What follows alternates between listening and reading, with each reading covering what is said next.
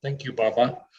Babaji, with Guru Purnima just coming past and also the celebration of Sri Swamiji's Tapas Purti, we thought this evening we'd spend some time, with Babaji's permission, discussing Swamiji more as a personality in the early times of his life when he was Satyaraju in particular, and what we can learn from that. The first question, Babaji, is Babaji has previously described many of the main personal qualities of Satyaraju. Could Babaji please describe them again? Yeah. See, to do tapas, meditation or tapas or anything to achieve in the world, not that you need to be something divine, because the divine is all pervaded. Every soul is divine. But what is necessary is the ability to dedicate, remain disciplined totally, and endurance. Endurance is very, very important. To sustain yourself, you need mental stamina to go for long time. Like 48 years ago, we joined the Master at his lotus feet to serve him. So this is what he taught and he trained us, to have that mental stamina so that we could sustain ourselves. By his grace today it is 48 years. We never looked back and we never tried to judge the Master because we simply loved him. So in the same way, Swamiji had these inborn qualities to hang on to it and remain disciplined. If a task is given, in a moment's notice he would be ready. Like for example, you see, he never had any spiritual training, though he was devotional to the divine, but he didn't have any such spiritual inclination to go for deep for any self-realization or to become a yogi or any such thing. He just wanted to overcome the poverty and do some business to earn beautiful livelihood, that he could look after his siblings, his mother, because his father had passed away when he was very young. So these were the immediate, basic, great qualities that he had. So as we go through with other questions, we can discuss more about it. Babaji, based on what Baba had just spoken about, someone has sent in a question: what if you don't have the same inborn qualities as Swamiji? Either you have to learn, draw inspiration and cultivate and sustain, because it is important to have it. If you don't have the inborn qualities, at least you must not have the ego not to learn. You should be able to learn from someone who has achieved with such qualities, and you need to draw inspiration, cultivate in yourself, and to sustain yourself, you need to have these finally. Thank you, Baba. Babaji, in the Western tradition of great spiritual figures like Swamiji, there's a tendency often to portray them in the stories that are told about their lives as gentle, introverted people. Satyaraju seems to be very active and capable in the world. He's a leader amongst his friends, he's very worldly, wise, he's extroverted. Is that a wrong interpretation? No, not at all. What is needed, important to be noted is, he could remain focused for any one thing when he wanted to achieve. So that helped him to hang on to it. That quality was there, first important. So introvert going is only when you lose interest in the world, or you realize the impermanence of the world, and then you go introvert, you develop vairagya, what you call the detachment to the world. But that is not necessary to go for enlightenment. Though that is one of the basic qualities, but even when you are active in this world. To be active, the certain qualities that is needed is that your ability to remain focused and remain determined. Do or die. That is more important. Swamiji had this in his qualities. That's what he always taught us. Never feel confused for anything. Just like a soldier, when he is going to the battlefield, he is not confused. He is happy. And he doesn't know the result also, what will happen. Either he might do it or he have to die. He might kill the enemy and win, come back. Or he might get killed in the battlefield. He doesn't know when he is going. But he will go for that. He will not remain confused. So when you start meditating, you don't know whether you will get enlightened or not.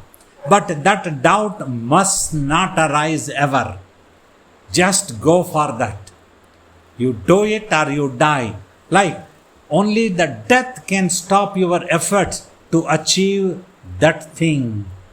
That quality was there, and that is enough for anybody to achieve. Like in a moment's notice, when the Jangama sage appeared, just like that it happened. He had never expected, he had never prayed, he has never visualized anything. Just he was trying to squeeze out juice from the fruit after distributing some pieces to his friends, and he felt all over the body trembling, and a Om sound emerged, and as he was watching, he saw a dazzling light around the fruit, and that fruit took shape of a shivaling. From that shivaling, a Jangama sage with a bearded, matted hair appeared and asked him to sit down into lotus posture. Just like that, it was a moment's notice, and Swamiji was ready to do it. He was made to sit down into lotus posture, and the instruction was given is the same as every day Swamiji used to initiate people, and we also initiate in these classes every day. We give instructions. Sitting in any comfortable posture, keeping your back and neck straight, and then gently close your eyes. Now concentrate your mind and sight in between eyebrows and just keep watching there. Do not repeat anything. Do not imagine anything. Do not open your eyes till I recite a prayer and I will ask you.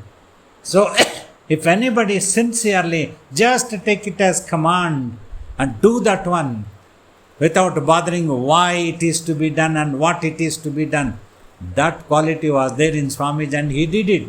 That's how he used to tell me. I just went on watching and Samadhi came.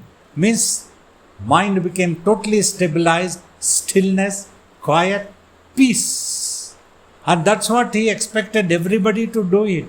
Innocently he did it, and he thought if everybody watch, it will become quiet and the soul is revealed. So that was there.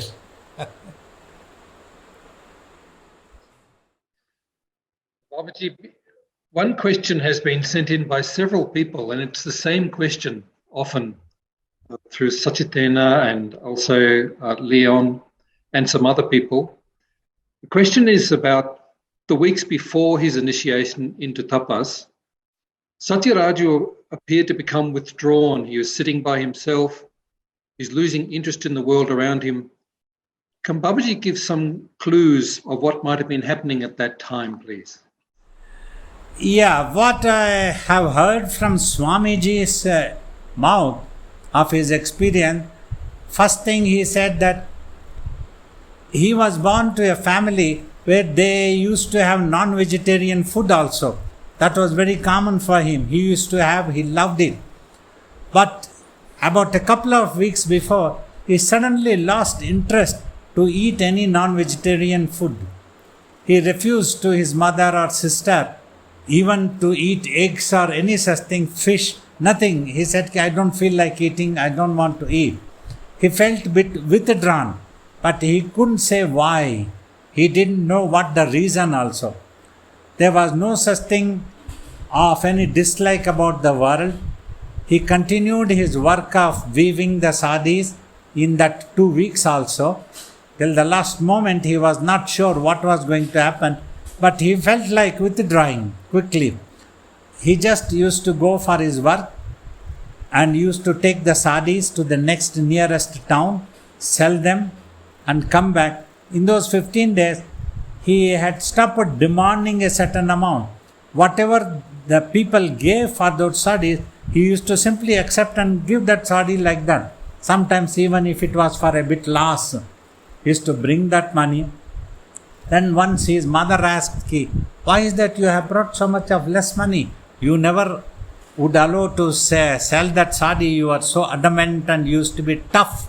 But what happened to you now? He couldn't answer. He said, I don't know. Whatever they gave, I have brought you. Just keep this for you. I don't need. I don't feel like asking for anybody. So like that, the things had happened to him, and he felt withdrawn. Though he was working and continuing everything, but he was not that extrovert, because he was quite talkative also. He was fond of telling stories to the neighbors and all that in that area. It was like the Gopikas of Gokulam, where Sri Krishna was born. They had become so fond of Krishna in his childhood.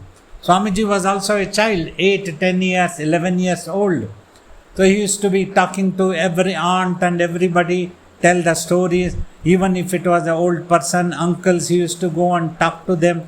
So everybody were fond of them and they wanted him to tell stories, come and talk to them or eat something. But this thing had stopped in those 15 days. He didn't feel like talking anything. He seemed to have no more stories to tell. That imagination was not coming to him. It had subsided as if though. So these were some of the basic experiences that Swamiji used to recall, that he felt totally withdrawn. Probably these were the signs of what was going to happen to him. Thank you, Baba. Thank you, Babaji. During the stories we hear of Satyaraju during his early childhood, he seems to question authority figures quite often. When he's given instructions during his initiation, he doesn't question them at all. Or did he question? Yeah. First he did question, but he couldn't resist further. He had that nature definitely. That was his courageous nature, to ask a question. He didn't know whether it will happen or not, but he wanted to ask it. So like there was one incident in that village once, a magician came. He would threaten everybody that he can transform them into a tiger or some animal like that. And it was a bit scary for the villagers who did not have any knowledge or such wisdom thinking. But Satyaraju, though he didn't know whether he could really change somebody into a tiger or not, but he was not afraid. He wanted to question that one. He said, before asking that person, one thing he warned his uncle, look, I am going to question him now and challenge him whether he can do it or not. But suppose if at all he turns me into a tiger, you keep a rope ready. I will not harm you because you are uncle, I must recognize. You tie me to a pillar so that I won't run away to jungles. Then afterwards we can see how I can come back as Satyaraju. There must be some way. Means that type of courageous things were there to question, just to know the truth and justice for justice. He felt that what this person is threatening the villagers is not justified. He is trying to earn money or snatch money or anything, properties or things by threatening. So this is not proper, he thought. So this cannot be allowed. This is injustice. He said, I am going to challenge, I am going to ask. That's how he asked him. Now come on, I am ready. Can you change me into a tiger? You do that one. If you can do it, then I will surrender to you, he challenged.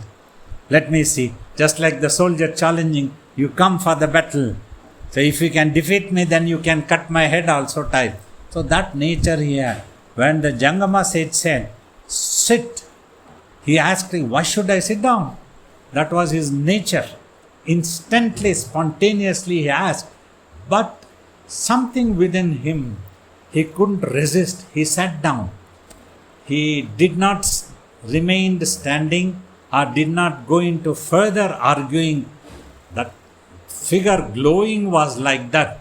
So that was how in the later time, Swamiji, a couple of times I have heard him telling, when asked about the divine Shiva, Parvati appearing, how they were, how they appeared, what were their figures, what were their flesh, then he used to ridicule, what nonsense you are asking.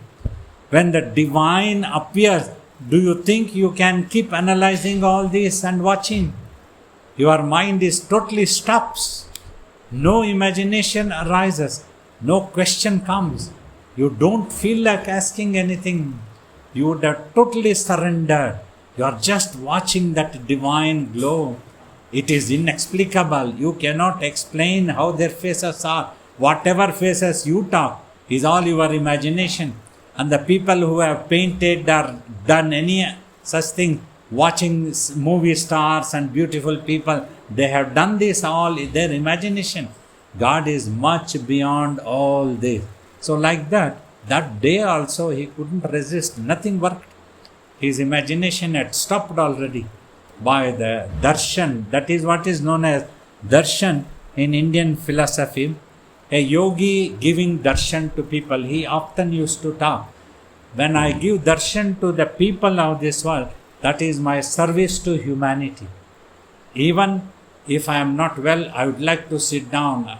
When people come to see me, that is what is known as darshan, physically seeing me. Like you all seeing me in this Zoom. I don't have anything to claim, but it is my service.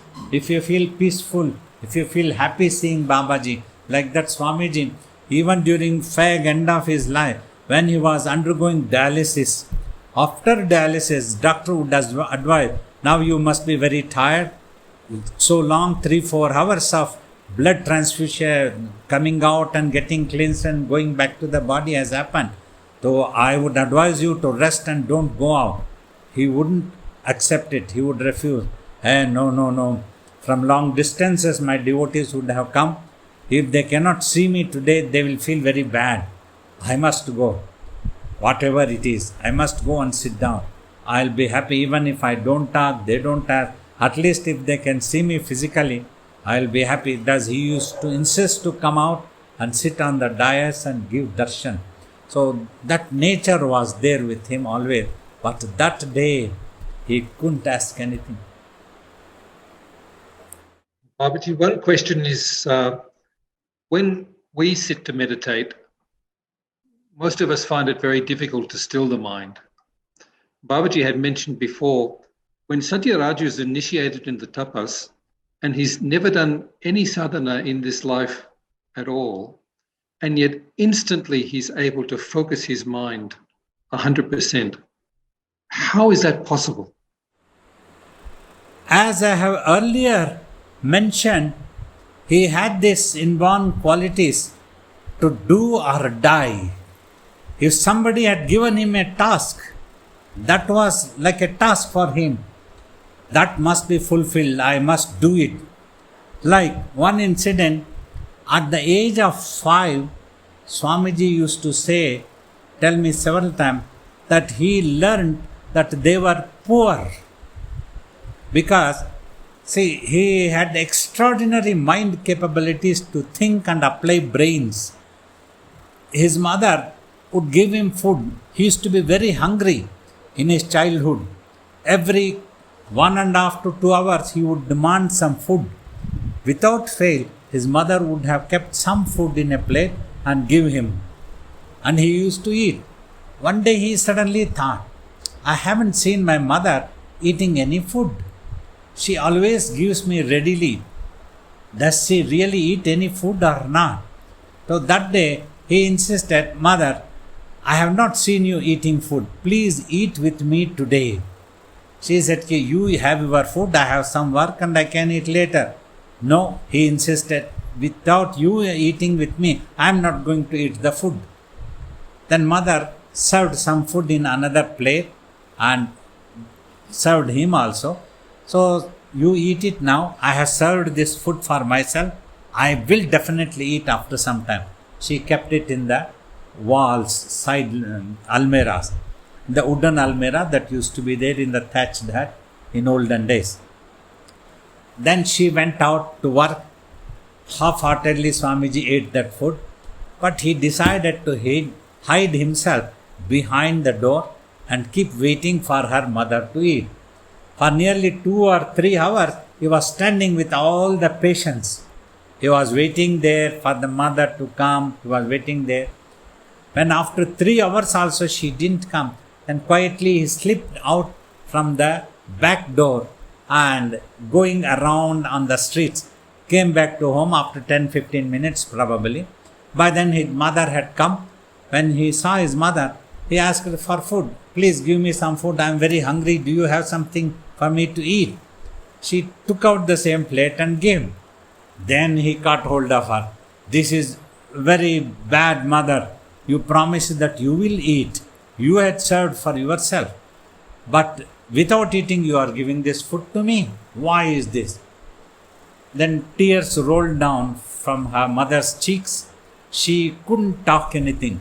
She was perhaps overwhelmed or filled with that sadness, and she couldn't explain to him that they were poor people and whatever it is. Then Swamiji, as a child of 5, he was puzzled. Why is that mother is crying? All I wanted is that her to have the food. But instead of having food, this is what she is doing. Have I done something wrong? Is there anything wrong in asking her like that? Shouldn't I have asked her about this? Then he comes out puzzled quietly. His uncle was sitting there. He told his uncle, this is what happened, but I wanted to know something. But then his uncle said, look, we are poor people. Your father passed away when you were very young, of 2.5-year-old. Now only your mother is working in the family. Nobody else is working. So that's why she has to go and wash utensils and work at other places, people's place, and then earn something. So then she keeps food for her children first. She seldom eats much. Maybe once in 2 days or sometimes 2-3 days she doesn't eat, or a little bit she might eat. That food that she would have served in the plate, she might be eating it for 2 to 3 days like that, little it only. That's because we are poor people, we cannot. Now she has to send you to school also. That instantly worked. Then Swamiji, in that moment's notice, he decided, that's it, now I don't have to go to school. I am not going to allow my mother to work anymore. She doesn't have to work. Look, uncle, if I study and obtain a degree, then also I will earn some money. The same thing I can get it now. I will weave sarees. I will work on that. And that is there in front of our home. So he dropped out of school in that moment's notice. Instant decision.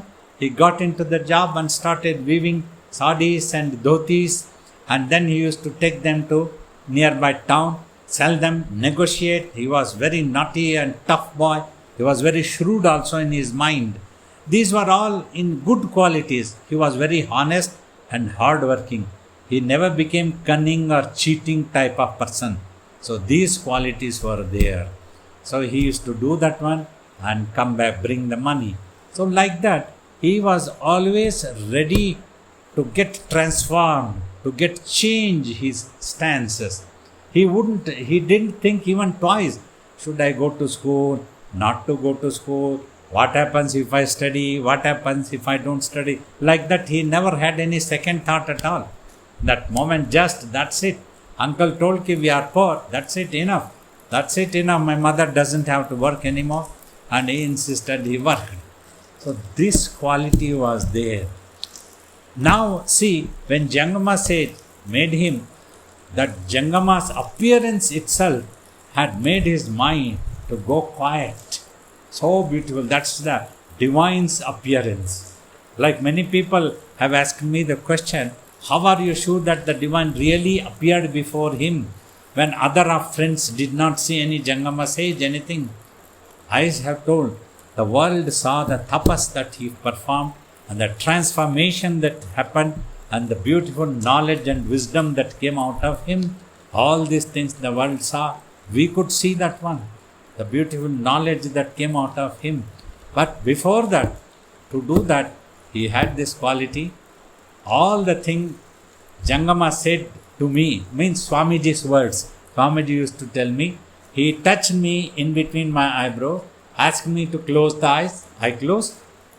And then he asked me to watch in between eyebrows by focusing my mind and sight. I went on watching. He asked me not to repeat anything, so I did not repeat anything. He said, do not imagine anything. I did not imagine anything. Asked me to keep your eyes closed. That was the instruction. That day he got it. Just keep your eyes closed. He didn't know when to open, when he is supposed to open. So he kept it closed and went on watching. Said ki samadhi occurred, mind became so quiet and amazing blissfulness engulfed, he used to say. Ananda is the word he always used in the language. Amazing Ananda engulfed me. I was overwhelmed. I didn't know anything else. So that quality was there. Watch means watch. He used to take the command. That is necessary. That's what delays, you see. When we all try to learn from the Guru, we delay because we keep questioning ourselves and we try to analyze, we try to make our own judgment whether the Guru is a real Guru or not, whether this Guru is self-realized or not. Like this, we try to analyze and we lose. When we make a judgment, when we don't have that capacity, then we are the losers. That's what happens. So he did not do any of these things. He just accepted it. He just went. So that was the quality he had. That is what is needed. No other spiritual training is needed. No knowledge of any spiritual scriptures is needed. Just you must know what you are supposed to do. That's what I tell every day. I make people to sit for meditation. You don't have to have read Bhagavad Gita, Yoga Vasistha or any scriptures. You just have to watch in between eyebrows. When I ask you to watch in between eyebrows, then see the wonders of your mind. You will know the secrets of your mind. When it becomes quiet, then you will know about yourself one day. Babaji, there's a time early in the tapas where Swamiji stopped his tapas and was going to return to the world and give up the tapas. What stopped him coming back? You see, in the beginning, when he sat that evening also, usually in rural areas, when there is no knowledge or wisdom about this thing, when he sat like that, people misunderstood that he might be possessed by a ghost or something. So they tried to wake him up. And one of them didn't like his progress in the shop, in working. He had some jealousy about him. He thought this is the opportunity, and he took a cane and started beating him up. He wouldn't get up when he was beaten in other parts of the body. So that day it is said that only when one stroke came here with the cane, he tried to beat his head also, imagine. So that's stuck here. That's when he opened his eyes. He came out of Samadhi. But he had totally lost interest in anything, to go to home or to do anything else. He just asked for a small cloth, which he tied like a lion cloth, and taking out his shirt and the knicker that he had. And then again sat down and went. Then people tried to drag him to home. But when he went near the home, but they couldn't drag him more. He stood firmly. Then they left him there and came. Then somebody came with some food and fed him. So soon later he vomited that food also. Then he was lying down for a while. In the midnight, he heard that Om sound. He was drawn back to the same place. He came there. After this, he sat at a second place under a tree, just on the out of the village. It is now also it is there. At the end of the road where his home is there, that place he sat. There again, village urchins tried to trouble him, throwing mud on him, small stones, wanting to trouble, wanting to know, okay, what is this? Why is he sitting like that one? Like that he was troubled. Somebody dipped a cloth in kerosene also and keeping it on his four fingers of the leg, toe fingers, they put it into fire. And his skin was all burnt there. Then his mother had come by then. She was very worried about this. And then she applied some oil, some coconut oil, something to cure it. After this, Swamiji moved to the nearby graveyard where children used to be buried. Dead children used to be buried. There he thought at least the village urchins and other people would be scared to come and trouble him, so he can continue the tapas meditation unhindered, like that. But other things of the nature were there to trouble and test his endurance. It was rainy season, August, and the next 1 or 2 months heavy rains were happening there. So he was sitting on the ground in the mud. So it had become very muddy all over. So his thigh skin had becoming decayed very much, sitting in that muddy water all the time. Scorpions also bit him, some rodents bit him. Once a small type of serpent also bit him. His body had become blue like that. Then it came down by the divine grace. So that was when perhaps one day he came out of Samadhi in the midnight. It was very painful all over the body, probably because of the serpent's poisonous things. He couldn't bear with it. He was burning sensation and pin pricking type of things were happening all over his body.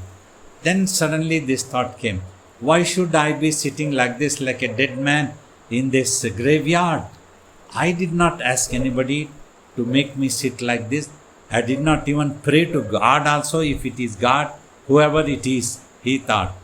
Now I must go back home, do some business, look after my family people, my sibling, my mother, they are all left behind. Who will look after them? I have to do this one. Enough of this tapas. I am not going to do this. Now, imagine, we have already discussed about the amazing, courageous, great inborn qualities that he had. Watching them, we can consider he was definitely a great personality who was born into this world to take care of the world and to teach the world, to guide and inspire the world. Not simply an ordinary person to earn a small livelihood, to look after one small family. That was not the purpose he was born. He was such great. So now, to such a person, if this could happen, imagine the amount of pain and the tests from nature and the people around that was happening to him. So anybody else would have simply run away. Today you scold somebody, they will run away. They won't say, I don't want this guru anymore. So I cannot stay here like that. And they will judge and they will run away quietly. They cannot take it. So they will fall out. So this is what happens. We have heard from other ashrams also. The other day, Swami had come to our ashram in Bangalore. He was discussing with me and I discussed. 50 years ago, I had seen him as a brahmachari. Some other brahmacharis were also there. 3, 4 more there. He said that they all fell out. They couldn't sustain or adjust or manage with this type of life. After some time, they all left and gone. Only I have remained and I have become a monk, he was explaining to me. So like this, everywhere it is the same. People are unable to sustain themselves. They cannot be firm, determined, go on the task of achieving, do or die. To Swamiji, if it had happened, we have to imagine how difficult that moment would have had been in his mind. He felt like crying. Tears came. So then he started walking. So that was when he saw at the gate of the graveyard, the same Jangama sage was standing there. That time he commanded, telling, because of your prarabdha, your destiny, I have been made to manifest myself like this, and you are supposed to do this tapas for 12 years. Till then, I will not allow you to go anywhere. This is in your prarabdha. You have to go back and sit and do it. After 12 years, then you can go anywhere you want and you can do anything you want. Till then, don't ask me anything, don't seek any permission, don't try to run away, he said. So then Swamiji said, if that is the thing, if you want me to sit for 12 years, okay, I will sit now, I promise. I will not get up, come what may be. If any pain comes, not even if death comes, then I cannot help you. If death happens to the body, what can I do?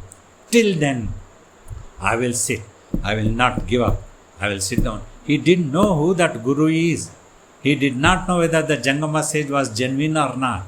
But he had the quality. If this is the thing I have to do, I will do it. I will finish.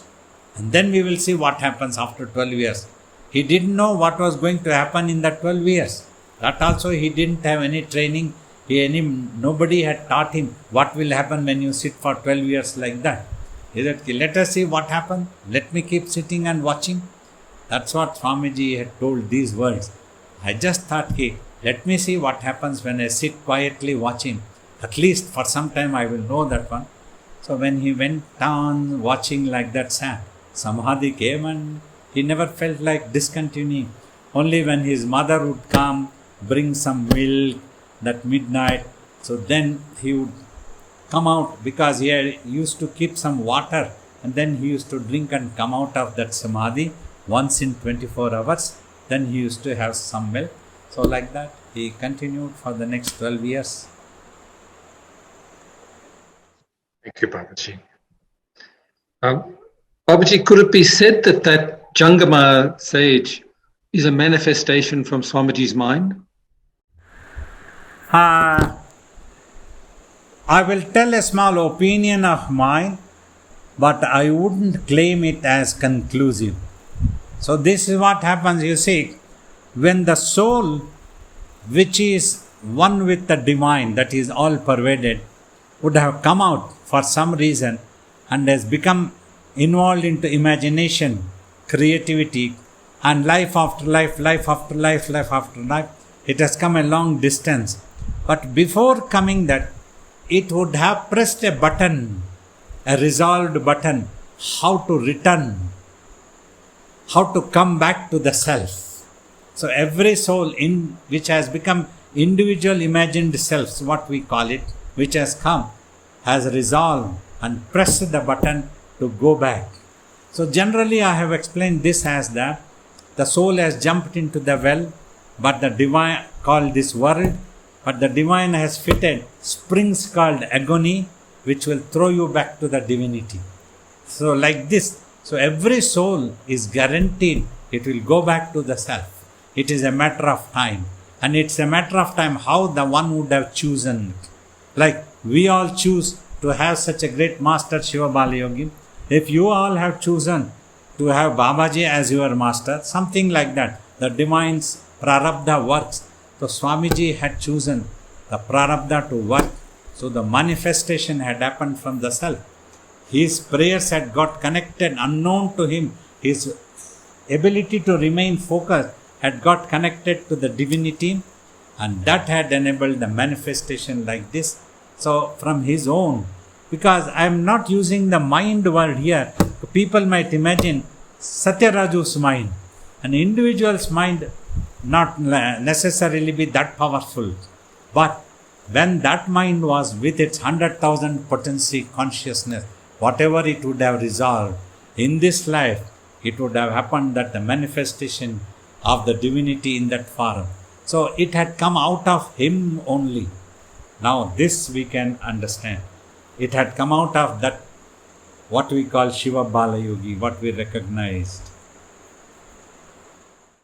Baba, one final question we're hoping to ask. During his tapas, Swamiji had Tapasri Maharaj come and help him with some finer points on performing that tapas. Is that different to Tapasriji being his guru? Or in what way is it the same or different? Swamiji used to say, if any learned person comes to you, and if there is something that you can learn from him, without any reservation, you must learn, considering him equivalent to your Guru. That's what Swamiji has told me. I have heard this from Swamiji's mind itself. The Swamiji's mouth itself, I have heard these words. So like that, you consider such, give such reverence, such respect to that person as if he is equivalent to your Guru. So that was when Swamiji had told Adi Shankara's life also. One incident comes when Adi Shankara had a little bit of ego. When he was going to have a bath in the river Ganga, the divine came in the form of an untouchable person with a country-made alcohol on his head. So Adi Shankara said, give way to me, go out. Then that person said, if there is any place out of this space, the Brahmanda, tell me, I will go there. This is the space in which you and me both live. Where will I go? So when Adi Shankara heard this, he learnt that truth. If this person has this knowledge, he is equivalent to my Guru. He cannot be an ordinary person. He prostrates by lying down. That is what is known as Sashtanga Pranamams, with all his body lying down like that. So that Swamiji had told this story also, telling me, so like that we must not have any reservation to learn, consider them equivalent to our Guru. Though Shankar Bhagwan was my Guru, Swamiji's Guru, but Swamiji did not have any reservation to learn anything from Tapasviji Maharaj. Thank you, Babaji, for this evening, sharing everything with us all through this evening. So wonderful. Some very lovely questions were asked, giving me an opportunity to share my experiences and what I learned from my master. I hope you will all learn, you will all feel inspired to practice meditation and achieve the truth to yourself. And all my deep appreciations, love and blessings to you all.